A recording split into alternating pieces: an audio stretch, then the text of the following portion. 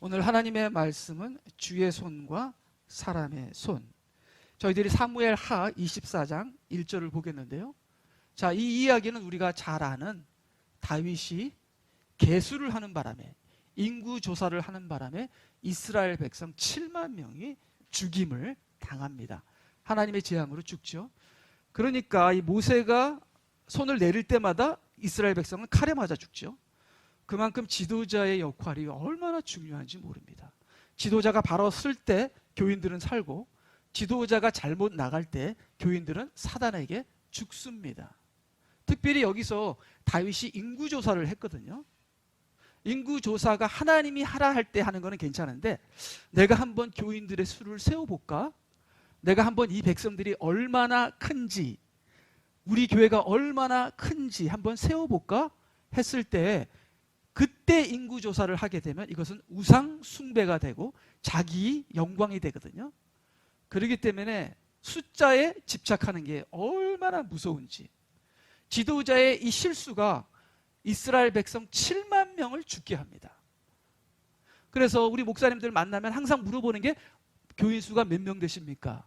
하면서 숫자가 많은 사람은 어깨가 올라가고 적은 사람은 어깨가 내려가고, 이러한 숫자에 집착하는 이러한 지도자들의 이 생각이 얼마나 저주스럽고 얼마나 재앙을 가져오며 얼마나 하나님의 교회를 망치는지 우리가 다시 한번 생각해 볼 수 있겠습니다.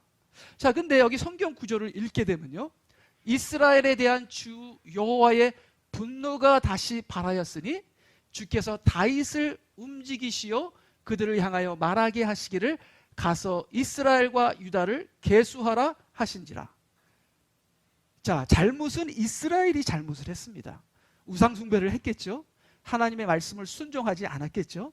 그래서 하나님께서 이스라엘에게 진노를 일으키셨습니다. 다윗은 잘못한 게 없습니다. 다윗은 하나님이 사랑하십니다. 나에게 합한 자라. 다윗만큼 하나님께서 사랑하는 자가 없습니다. 하나님은 다윗을 진노하지 않습니다. 이 밧세바 사건도 한참 전에 일어났고요. 이 밧세바 사건 때문에 다윗이 얼마나 회개했는지 모릅니다. 그의 눈물이 침상을 띄었습니다. 자, 이건 한참 후고요. 하나님은 다윗에 진노하지 않으셨습니다. 이스라엘 백성에게 진노하셨습니다. 자, 그러면은 이 이야기가 여러 가지, 우리가 이해 못하는 이야기가 여러 가지가 있어요. 그래서 오늘은 이 다윗이 계수한 이 사건을 통해서 여기서 우리가 여러 가지 질문이 있는데, 이 질문들을 우리가 한번 해결해 보는 시간을 갖겠습니다. 첫 번째 질문은 왜 이스라엘이 잘못했는데 왜 다윗을 실수하게 하느냐 이거예요. 이스라엘이 잘못했으면 하나님께서 그냥 이스라엘을 치시지, 왜 다윗을 실수하게 해서 다윗을 충동해서 다윗이 계수한 다음에 그 계수한 죄 때문에 이스라엘 백성이 7만이나 죽는 하나님의 재앙을 받게 되는 겁니다. 왜 다윗을 움직여서 이스라엘을 치느냐 이거예요. 보통 교인들이 잘못되는 것은 지도자의 잘못입니다. 지도자가 잘못되면 교인들이 잘못되고, 목사가 잘못되면 교회가 영적으로 잘못되지요. 왕이 잘못되면 백성들이 잘못됩니다. 그것이 보통 흐르는 흐름인데, 근데 꼭 그런 것만은 아니에요. 백성이 잘못돼서 지도자가 잘못될 수도 있습니다. 예를 들어서요, 목사님은 초심인데, 목사님은 복음을 전하기를 원하는데 그 교회에 딱 부임해서 들어갔는데 그 교회 전체가 원하는 게 기복주의 신앙이에요. 그러니까 초심인 목사님이 복음을 전하고 싶은데 교인들이 원하는 건 기복주의니까 그 목사님의 중심이 흔들리기 시작합니다. 그래서 복음에서 점점 기복주의로 바뀌다가 10년, 20년 후가 되니까 그냥 설교가 다 기복주의야. 이렇게 되면은 교회 전체가 저주를 받게 됩니다. 자, 이런 현상이 일어나는 것이죠. 교인들이 잘못해서 목사님이 잘못될 수도 있고, 목사님이 잘못돼서 교인들이 잘못될 수도 있습니다. 그러나 어느 쪽이 잘못된 듯이 간에 교인들의 잘못도 목사님의 책임이요, 또 목사님이 잘못한 것도 교인들의 책임이다. 다윗이 나는 잘못이 없으니까 그럴 수가 없는 거예요. 다윗이 이스라엘이고 이스라엘이 다윗인 것입니다.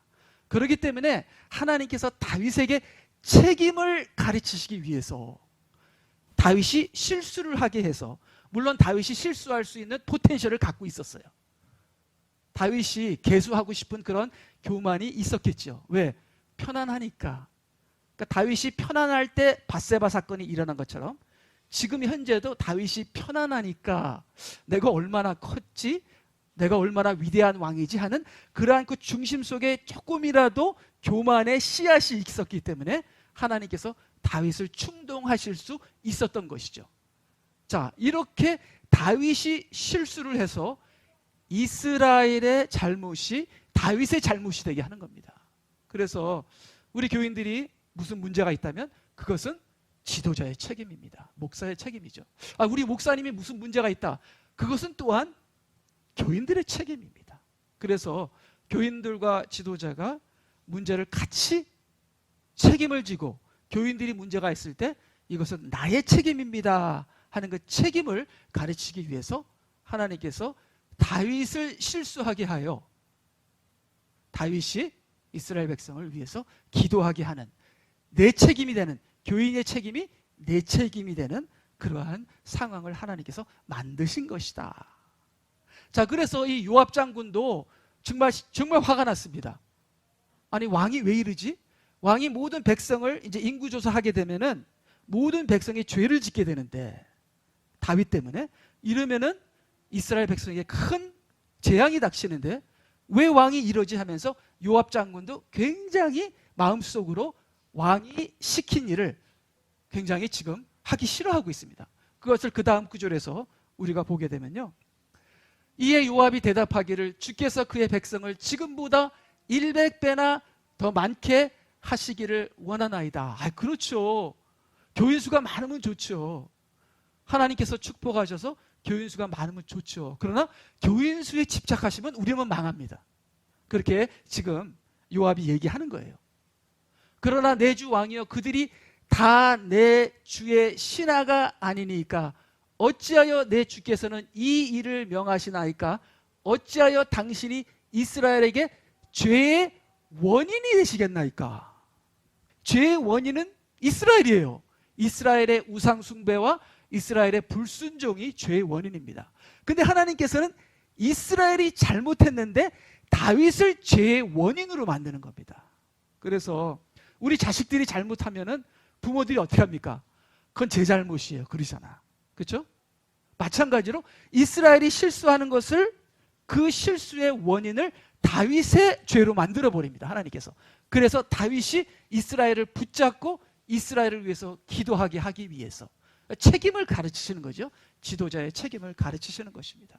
그래서 내 자녀들, 내 남편, 내 친구들, 내 교회, 이 잘못이 바로 내 잘못이다 하는 그 죄의 뿌리와 그 원인을 내가 가슴에 품고 그들을 위해서 기도하는 것이 지금 이 상황에서 우리가 적용하고 배울 수 있는 것이다.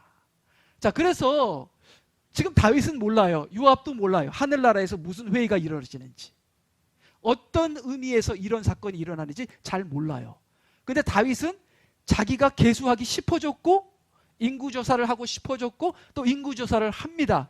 그 인구조사 때문에 7만 명이 죽습니다. 그러니까 다윗이 정말 미치겠는 거죠. 나 때문에 7만 명의 이스라엘 백성이 죽으니까. 사실 이것은 다윗 때문이 아니라 이스라엘 백성의 우상숭배 때문에 일어난 건데, 그렇지만 다윗은 자기의 실수로 이러한 재앙이 떨어졌기 때문에 다윗은 가슴을 치면서 기도를 합니다. 그래서 이것을 통해서 그래서 하나님께서는 다윗을 끌어들여 실수하게 했구나. 교인들의 죄악을 지도자가 책임지고 회개해야 합니다. 나의 남편이나 나의 자식들의 죄악을 내가 회개해야 돼요. 부모가 회개해야 되는 것처럼. 그래서 그 영적인 책임을 지는 지도자가 되라. 이것은 저와 우리 모두에게 하나님께서 가르쳐 주신 것이 아니겠습니까? 그래서 나중에 다윗이 이렇게 기도를 하죠. 역대상 21장 17절, 다윗이 하나님께 말씀드리기를 백성을 계수하라고 명한 것은 내가 아니니까. 아니, 내가 했는데 왜 백성들이 죽습니까? 그러니까 하나님께서 이렇게 만드신 것이죠. 그러니까 우리는 목사님이 잘못했을 때 판단하고 비난하고 그런 것이 아니라 내 책임으로, 목사도 마찬가지죠. 교인을 비난하는 게 아니라 이것은 내 아픔이고 내 책임이고 내 잘못이다. 그것을 하나님께서 가르쳐 주시는 것 같아요. 저는 그렇게 이 사건을 그렇게 해석을 합니다. 하나님께서는 다윗은 죄가 없지만 다윗이 죄를 짓게 만들고 다윗 때문에 이스라엘 백성이 죽게 해서, 사실은 그 뒤에는 이스라엘 백성이 잘못인데 다윗으로 하여금 자기 백성을 위해서 이 중보자의 기도, 지도자의 기도를 하게 하시는 것이죠. 그래서 여러분들도 이 중보의 기도, 지도자의 기도를 꼭 하시는 여러분이 되시기를 바랍니다. 그래서 이 양들로 말하면 그들이 무엇을 행하였나이까? 오 주 나의 하나님이여, 내가 청하오니 주의 손으로 나와 내 아버지의 집을 치시고 주의 백성은 치지 마시어 그들이 전염병에 걸리지 않게 하소서 하더라.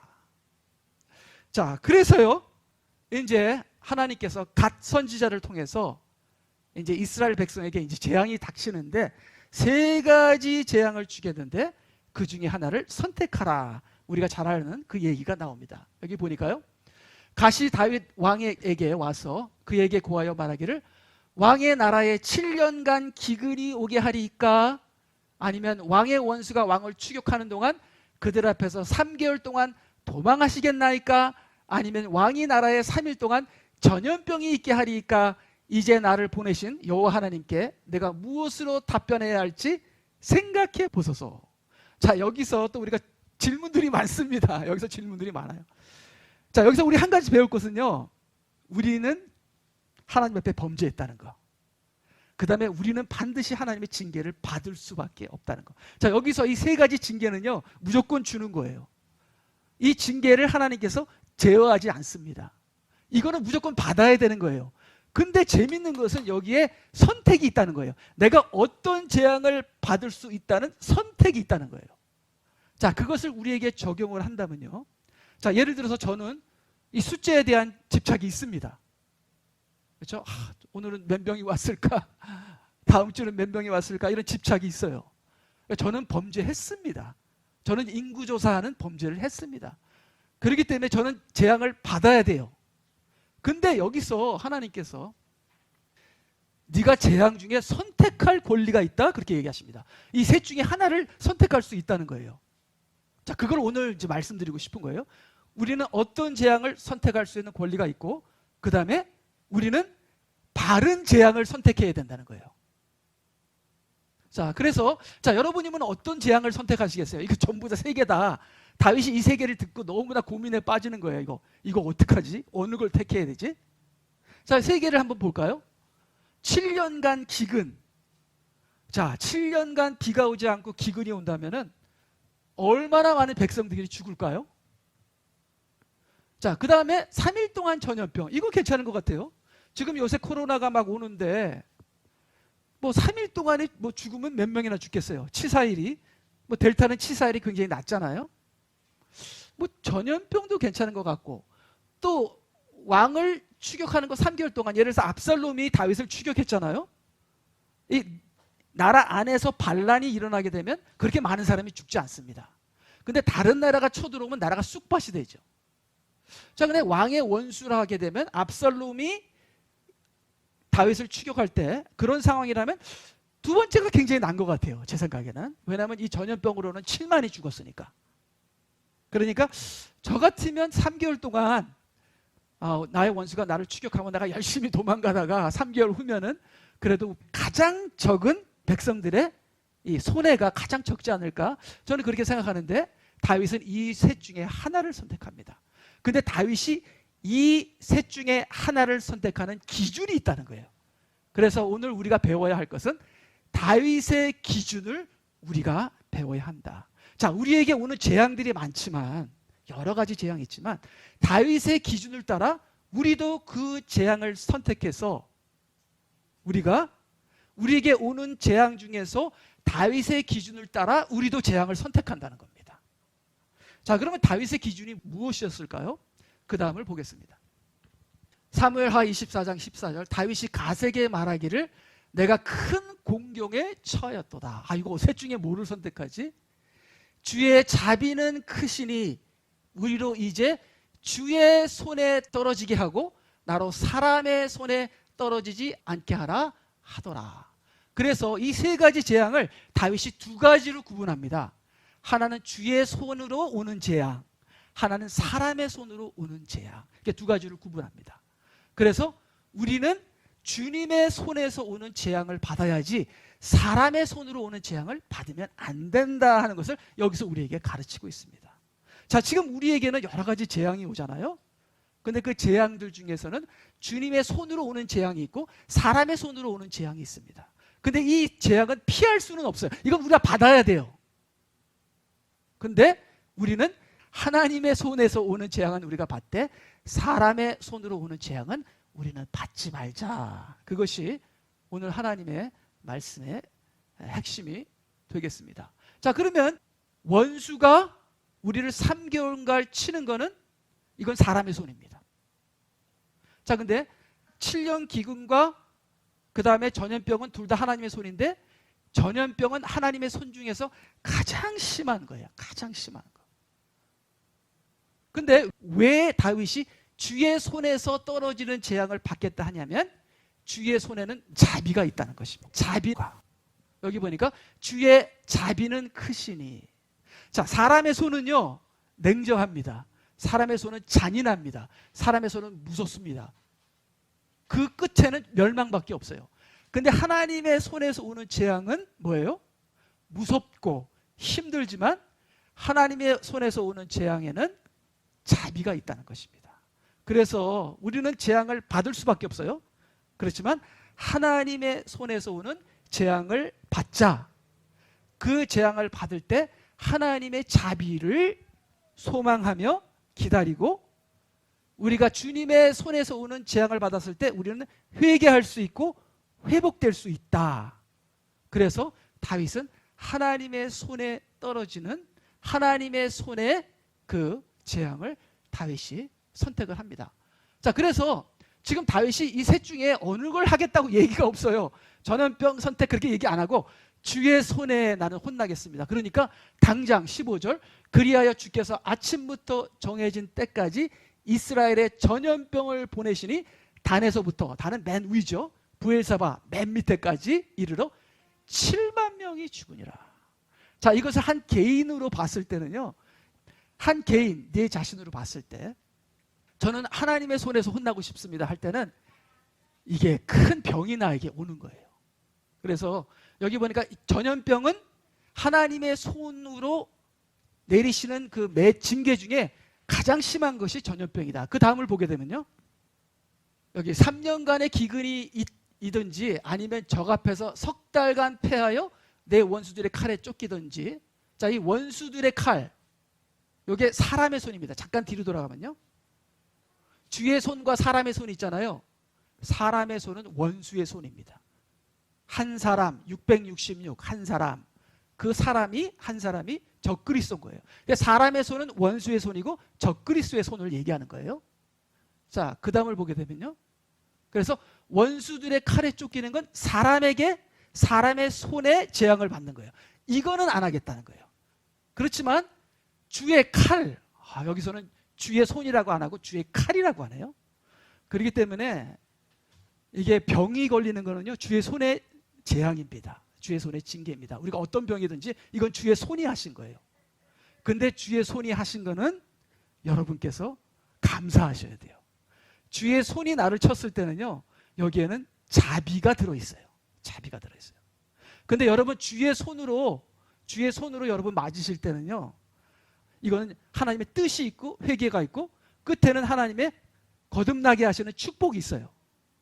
그러니까 여러분은 주의 손으로 오는 재앙을 선택하시기 바랍니다. 그렇지만 사람의 손으로 오는 재앙은 여러분께서 거부하시기를 바랍니다. 그러니까 주의 손이 나에게 임하면요, 온 몸이 병들어 버려요. 이게 주의 손입니다.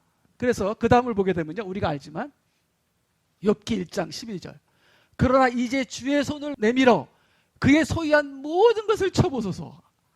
저 욥이 자녀들이 다 죽고요, 재산이 다 날아가고요. 이게 주의 손이었어요. 그게 1단계 주의 손입니다. 근데 2단계 주의 손은요, 그러나 이제 2장입니다. 이게 1단계도 해도 욥이 흔들리지 않아.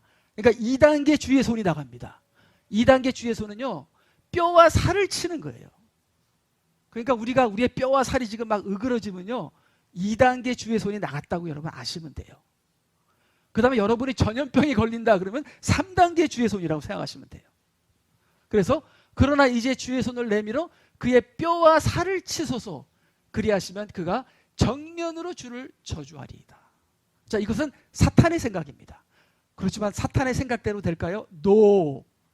주의 손으로 오는 이 징계는요, 그게 뼈와 살을 치지만 그 안에는 하나님의 자비가 있기 때문에 결국은 욥이 회복되게 됩니다. 그래서 여러분, 여러분의 몸에 주님의 손이 임하셨을 때, 그게 징계일 때, 여러분 그 안에는 하나님의 자비가 있다는 것을 꼭 기억하시기 바랍니다. 그 다음에 시편에 보면은 다윗이 온갖 고난과 고통과 아픔을 통과하는데 다윗은 그것을 주의 손이다 그렇게 얘기합니다. 그 다음에 룻기에 여자의 한이 들어있습니다. 여자의 한. 자기 남편을 잃고 두 아들을 잃게 됩니다.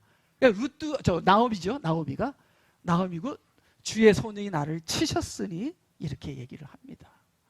그래서요, 자, 그러면은 제가 지금까지 읽은 것을 잠깐 이렇게 정리를 내리게 되면요, 자, 다윗이 선택한 이유, 왜 다윗은 전염병을 선택했을까? 자, 우리의 삶에 여러 가지 병이 있습니다. 근데 그 병이 다윗이 선택한 거예요. 저는 참 감사합니다. 이 전염병, 우리 몸에 있는 이 전염병, 모든 병들은 하나님의 손이다. 거기에는 자비가 들어있다. 그래서 우리가 혼날 건데, 혼나야 되는데, 그렇죠? 혼나야 되는데, 혼나더라도 하나님의 손에 혼나자. 주의 손은 징계이지만 사람의 손은 멸망을 가져온다. 주의 손의 징계는 피할 수가 없지만 주의 손의 징계를 받게 되면 회개하게 되고, 거기에는 치유가 따르고, 거기에는 위로가 따르고, 거기에는 회복이 따른다. 주의 손은 징계보다도 자비가 훨씬 많다. 그래서 다윗은 하나님의 손을 알아요. 하나님의 손이 징계만 하는 것이 아니라 하나님의 손이 사랑도 있고 우리를 만져주시기도 하고 우리를 축복도 해주시고, 하나님의 손이 하는 것 중에서 징계는 적은 부분이지만 하나님의 손이 하는 것 중에서 사랑과 축복과 자비와 위로는 훨씬 많다. 훨씬 많다. 그래서 다윗이 그것을 알고 있기 때문에 저는 하나님의 손에 혼나고 싶습니다. 근데 우리가 하나님의 손에 혼날 때 우리가 회개를 하지 않으면 원수들의 손에 넘어갑니다. 원수들에 넘어가죠. 그래서 우리가 원수들의 재앙을 선택 안 할 수 있습니다. 왜? 하나님의 손이 임할 때 우리가 회개하면 되니까. 그래서 하나님의 손이 임할 때 우리가 회개하여 원수들의 손에 우리가 넘어가지 말자. 회개 안 하면 사람, 원수들의 재앙이 온다. 이것은 받지 말자. 근데 지금 현재 문제는 불순종으로 이스라엘과 교회는 적그리스도의 손 안에 들어간다는 겁니다. 자, 지금 우리 교회가 하나님의 손에 재앙을 많이 받았어요. 근데도 회개 안 하고 고집 부리고 완고합니다. 자, 이럴 때는 어떻게 돼요? 하나님의 손에서 벗어나서 이제는 원수들의 손으로 넘어갑니다. 그래서 많은 교회가 대환란으로 들어가게 되는 거예요. 자, 그러면은요, 자, 여기서 그 다음을 잠깐 보게 되면, 자, 그러면 사람들의 재앙은, 원수들의 재앙은 무엇인가? 우리가 이 시간에 보겠는데요. 자, 다윗이 계수를 할 때 9개월 20일이 걸립니다. 그러니까 9개월 20일 동안 다윗이 회개를 할 생각을 안 해요. 그 계수가 딱 끝나서 하나님이 다 죽인다 그러니까 그때 회개합니다. 근데 9개월 20일 동안 사람들이 회개를 안 합니다. 다윗이 회개를 안 해요. 자, 우리가 지금 코로나 전염병으로 지금 2년 가까이 지나가는데 사람들이 아직도 회개를 안 합니다. 자, 이 다윗이 계수할 때는요, 다윗은 적그리스도였습니다. 다윗이 계수할 그 순간에는 다윗이 적그리스도였어요. 완전히 사탄에게 사로잡혔어요. 여기 보니까 역대상 21장 1절에 사탄이 이스라엘을 대적하여 일어나 다윗을 충동하여 이스라엘을 계수하니라. 그래서 다윗은 적그리스도가 된 거예요. 그 기간 동안 하나님께서 내어준 거죠. 그래서 적그리스도가 하는 일이 계수하는 거예요. 자, 계수하게 되면 어떻게 돼요? 완전 이스라엘을 적그리스도의 통제 아래 집어넣는 겁니다. 그래서 다윗이 계수하는 그 때는 사람의 재앙의 때입니다. 그러니까 근데 다윗이 나중에 회개하게 되죠. 회개하면서 이스라엘 백성에게 사람의 재앙이 오는 것이 아니라 하나님의 재앙이 옵니다. 하나님의 손길이 오는 것이죠. 만약에 다윗이 회개를 안 했으면은 이 다윗의 계수를 통해서 느부갓네살이 들어와서 원수들의 재앙으로 바뀌는 거예요. 근데 다윗이 회개했기 때문에 하나님의 손길로 바뀐다. 우리가 그렇게 볼 수 있습니다. 자, 여러분, 마리아와 요셉이 마리아가 뱃속에 예수님 아기를 낳고 인구조사 때문에 베들레헴까지 옵니다. 이것이 시저의 인구조사였어요. 그 당시. 자, 그 시저의 인구조사 때문에 예수님이 죽게 됩니다. 아기 예수님이. 자, 근데 그때 시저의 인구조사가, 시저가 왜 인구조사를 했을까요? 전 세계를 통제하고 전 세계를 자기 것으로 만들기 위해서 인구조사합니다. 다윗이 인구조사한 거랑 똑같아요. 시저도 인구조사합니다. 이렇게 세상 나라의 왕들은 인구조사를 해서 그들을 통제하는 시스템을 만듭니다. 지금 시저가 시스템을 만드는 거예요. 자, 근데 평화의 시대 때는 아무 일이 없을 때는 인구조사가 우리에게 영향을 주지 않습니다. 근데 하나님의 아들이 나타나니까 사탄이 막 발광을 하는 거예요. 그래서 그 인구조사라는 시스템을 통해서 아기 예수님을 죽이는 거예요. 그러니까 인구조사를 했기 때문에 예수님이 어디를 도망갈 수가 없어요. 그리고 베들레헴 안에 있는 모든 아기들은 어느 집에서 누가 태어났고 누가 태어났고를 인구조사가 다 압니다. 그렇기 때문에 헤롯이 인구조사를 통해서 다 찾아가서 다 죽이는 거예요. 그러니까 이러한 다윗의 계수나 시저의 인구조사, 다윗의 인구조사 같은 건 이 나라를 적그리스도 화에 집어넣고 그들을 다스리는 시스템이에요. 평화의 시대 때는 it's okay, everything's fine. 근데 적그리스도가 일어나서 적그리스도가 역사하려고 할 때는 이때는 이 인구조사가 짐승의 표가 되는 거예요. 그래서 짐승의 표가 돼서 그 인구조사를 통해서 예수님을 추적합니다. 그러니까 어떻게 돼요? 예수님은 이집트로 피난을 하게 됩니다. 그래서 이게 사람의 재앙이죠. 이게 적그리스도의 재앙이죠. 그러니까 이런 적그리스도의 재앙은 우리가 받지 말자. 그러니까 어떻게 돼요? 여기서는 마리아가 요셉이 이집트로 도망하잖아요. 그러니까 우리도 이러한 적그리스도의 재앙이 왔을 때, 사람의 재앙이 왔을 때 우리는 이것을 피해야 되고 때로는 우리가 피난처로 가야 되고 이러한 재앙은 받지 말아야 하는 것입니다. 자, 느부갓네살 왕이 이스라엘에 와서 이스라엘을 통째로 포로 삼아서 바벨론으로 옮기잖아요. 이것도 적그리스도의 사람의 재앙입니다. 자, 이것 때문에 어떻게 됐어요? 제사가 끊겼죠? 하나님의 성전이 파괴가 됐죠? 종교가 완전히 말살되는 겁니다. 이스라엘 느부갓네살 왕이 올 때. 이것은 사람의 재앙입니다. 자, 사람의 재앙은 받지 않는다. 우리가 피한다. 지하교회로 들어가는 한이 있어도 우리는 거기서 하나님을 섬긴다. 내 몸이 찌그러지고 내 몸에 어떤 뼈와 살이 죽더라도 나는 그걸 선택하지 사람의 재앙을 선택하지 않는다. 이것이 다윗의 말입니다. 그렇기 때문에 우리가 이 시대에 일어나는 사람의 재앙을 우리가 선택하지 말아야 한다는 것입니다. 그래서 예를 들어서 코로나도 이게 사람의 재앙이에요. 자, 같은 전염병인데요. 하나님이 주시는 전염병과 코로나는 다르다. 하나님께서 주시는 그 전염병은 3일 만에 7만이 죽습니다. 치사율 100%. 하나님께서 주시는 전염병은 기한이 있어요. 내가 이 기한 안에 이만큼 죽이리라. 근데 이 코로나는 기한이 없어요. 이게 끝없이 막 발전됩니다. 근데 코로나는 사람이 만든 재앙이기 때문에 백신도 사람이 만든 거예요. 그래서 코로나와 백신은 의도가 있습니다. 사람을 통제하고 예배를 통제하고 종교의 자유를 없애고 또 백신 안에는 DNA가 변형되기 때문에 백신은 어떻게 돼요? DNA를 조작해서 만든 거기 때문에 백신에는 독이 있습니다.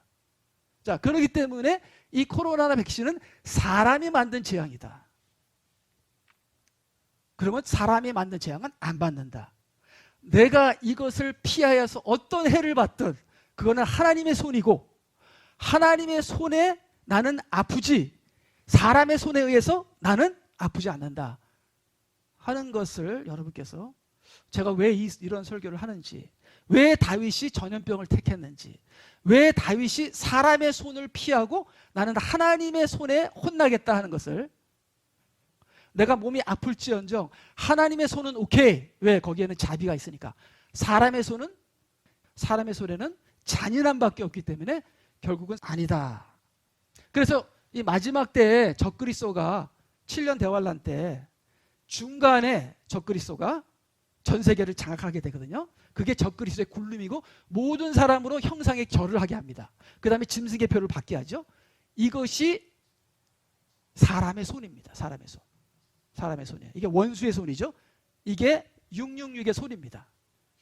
그렇기 때문에 저희들이 대환란으로 들어가죠. 대환란으로 들어갑니다. 왜 들어가죠? 하나님께 손으로 치셨을 때 회개 안 했기 때문에 우리가 대환란으로 들어가죠. 대환란으로 들어가서도 우리는 짐승의 표나 형상 숭배는 절대로 안 하고 우리는 지하로 내려가서 지하교회에서 적그리스도의 지배에서 우리는 피한다. 그거는 사람의 손이니까 사람의 손의 지배를 안 받겠다는 거죠. 그런데 대환란으로 들어가서도 우리가 회개하면 구원을 받는데, 근데 짐승의 표와 형상 숭배를 하게 되면 이거는 이제 회복이 없는 거죠. 지옥을 가게 되는 것이죠. 그래서 다윗까지도 적그리스도였다. 우리는 적그리스도의 손 아래는 들어가지 않는다. 그래서 마지막으로 그 다음 보게 되면요, 여기 사사기 2장 19절에서 3장 10절에 보니까 한 가지 손이 또 나와요. 한 가지 손이 더 나와요. 여호와의 손이 있고 사람의 손이 있고 구원자의 손이 나옵니다. 이게 여호수아의 손인데요, 손이 한 가지가 더 나와요. 그래서 잠깐 그걸 다시 한번 제가 그걸 보게 되면, 그 다음에 순종하면 여호와의 손이 큰 힘과 축복이 된다. 그러나 불순종하면 주의 손이 치신다. 우리를 징계하신다. 주의 손이 창조와 치유를 하기도 하고 주의 손이 고통과 병들을 일으키기도 한다. 그 다음에 4번, 징계 주의 손이 일어나면 구원자 여호수아의 손이 힘을 못 쓴다. 자, 그래서 우리 병이 안 낫는 거예요. 병이 걸렸는데 아무리 기도해도 하나님 치유를 안 해. 왜요? 구원자의 손이 힘을 못 써요. 주님의 징계의 손이 일어났기 때문에 구원자의 손이 내려갑니다. 근데 회개하면 구원자의 손이 일어납니다. 자, 근데요, 이제 하나님께서 구원자의 손을 자르시고 그 다음에 원수의 손에 우리를 넘기십니다. 회개를 안 하기 때문에. 근데 원수의 손에 들어갔다 할지라도 회개하면 구원자의 손이 일어납니다. 이게 사사기예요. 이게 계속 되풀이되는 사사기입니다. 하나님의 손이 먼저 치시고 그 다음에 구원자의 손이 없어지고 그 다음에 원수의 손에 넘기시고 이스라엘 백성이 회개하면 하나님께서 구원자의 손을 일으키시고, 그래서 그 구원자의 손이 원수의 손을 물리치게 되는 것입니다. 그래서 7년 대환란 때 우리가 적그리스도의 손에 들어갔지만 그때 회개할 때에 구원자의 손, 어린 양의 피가 역사하여서 우리가 어떻게 돼요? 원수의 손에서, 적그리스도의 손에서 구원을 받게 되는 게 요한계시록 7장에 나오는 것이거든요. 그래서 우리가 말씀만 조금만 보자면, 그 다음에 그들이 어디를 가든지 주의 손이 재앙으로 그들을 대적하셨으니 주께서 말씀하신 것과 주께서 그들에게 맹세하신 것과 같이 그들이 심히 고통을 당하였더라. 그런데 재판관이 죽고 나면 그들이 돌이켜 다른 신들을 쫓아 섬기고 절함이 그들의 조상보다 더욱 부패하였고 그들이 그들의 행위와 그들의 완고한 길에서 그치지 아니하더라. 그러니까 고집을 부리게 되면 사람의 손에 넘겨져요. 그러니까 주의 손, 사람의 손은 우리가 선택할 수 있는 선택권이 있다. 그래서 우리가 사람의 손이라고 생각하는 것은 여러분들 거부하시고요, 하나님의 손을 선택하시는 여러분이 되시기 바랍니다. 자, 그 다음에 보게 되면 그러므로 주께서 그 민족들을 남겨주사 급히 몰아내지 아니하시고 여호수아의 손에 그들을 넘겨주지 아니하셨더라. 이 구원자의 손이 역사를 못해요. 우리가 회개 안 하니까. 회개하게 되면 구원자의 손이 일어나는 거죠. 그러므로 이스라엘에 대한 주의 진노가 뜨거워져서 주께서 그들을 메소포타미아의 쿠산 리사다임 왕의 손에 파셨더니 자, 그래서 우리가 주의 손이 임할 때 우리가 회개 안 하면 사람의 손에 우리를 파시게 됩니다. 이게 적그리스도의 손인 거죠. 적그리스도의 손에 우리가 팔리게 되는 거죠. 그래서 교회가 대환란으로 들어가게 되는 거예요. 그래서 이스라엘 자손이 쿠산 리사다임을 8년간 섬겼더라. 8년간. 적그리스도의 손에 8년간 우리가 넘어가게 되는, 사람의 손에 넘어가는 거죠. 그래서 우리의 적그리스도, 우리의 7년 대환란은 7년이잖아요. 여기는 8년이네요. 그 다음에 보게 되면, 그 다음에 이스라엘 자손이 주께 부르짖었더니 주께서 이스라엘 자손에게 한 구원자를 일으키시사. 그래서 우리가 회개만 하면은 구원자의 손이 일어나요. 주께서 이스라엘 자손에게 한 구원자를 일으키시어 그가 그들을 구원하였으니 곧 갈렙의 아우 크나스의 아들 온니엘이더라. 그래서 온니엘이 그 당시 구원자가 됩니다. 아까는 여호수아가 구원자였죠. 여호수아는 여슈아, 예수님, 똑같은 이름이에요. 그러니까 이 구원자라는 것은 예수님입니다. 그러니까 우리가 주의 손이 임할 때는요, 어린 양의 피가 효과를 내지 못해요. 근데 우리가 회개하게 되면 어떻게 돼요? 어린 양의 피가 우리를 효과에 일으켜서 우리를 구원하게 되는 것이죠. 그리고 주의 손에서도 우리를 회복하게 되는 겁니다. 사사기 3장 10절 주의 영이 그에게 임하시어 그가 이스라엘을 재판하고 싸우러 나갔더니 주께서 메소포타미아의 쿠산 리사다임 왕을 온니엘의 손에 넘기시어 그의 손이 쿠산 리사다임을 이겼더라. 그래서 이 구원자의 손이 우리를 적그리스도의 손에서, 사람의 손에서 구원하게 되는 것입니다. 그래서 하나님의 손이 가장 아름다운 거예요. 왜? 하나님의 손은 우리를 아프게도 하시고 치유도 하시고 좋은 것도 주시고 나쁜 것도 주시고, 그러니까 하나님의 손이 우리를 만지실 때 우리가 철저히 회개하며 하나님과 더욱더 깊은 관계를 맺어야 되는데, 우리가 완고하니까, 그 하나님의 손길의 중요성을 우리가 모르니까 우리가 사람의 손에 넘겨지게 돼요. 그러니까 사람의 손에 넘겨지게 되면 정말 힘들어요. 근데 그 사람의 손에 넘겨진 그 상태에도 끝은 아니다. 거기서 우리가 짐승의 표를 받지 않고 끝까지 믿음을 지키게 되면 구원자가 일어나서 우리를 사람의 손에서 건지신다. 그래서 대환란에서 회개하는 자가 어린 양의 피로 구원을 받게 되는 그런, 성경이 전체적으로 일어나는 역사가 비슷해요. 패런이 똑같아요. 그래서 우리가 구약에서 계시록을 볼 수 있고 계시록에서 구약을 해석할 수 있고, 그래서 나는 하나님의 손을 세탁하겠습니다. 사람의 손은 거짓이다. 구원 같지만 구원이 아니다. 사람의 손은 재앙이다. 하나님의 손에 여러분 자신을 맡기시고 그분의 자비로 말미암아 회복되시고 구원되시는 여러분이 되시기를 주님의 이름으로 축복합니다. 아멘. 우리 다 같이 기도하시겠습니다.